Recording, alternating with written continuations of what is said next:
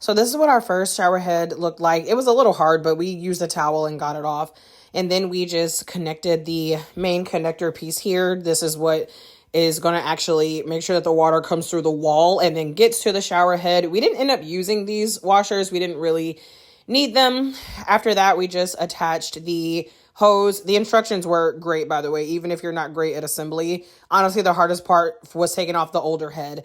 This is the newer shower head, so the one that we are so excited to start using. So we connected the shower head to the actual hose, and then because it is magnetic, it's like pretty easy to just pop in there. Super easy. You can see we already have the water running. There are several different modes. I feel like this is the most shower modes I've ever seen. So there was a lot of different modes, which was really cool. There's also this mode for up top. So just be careful of that because it does come out pretty quickly, but I think that will be really good for like for cleaning or something like that. This is the mode that we like, and here's how it looks.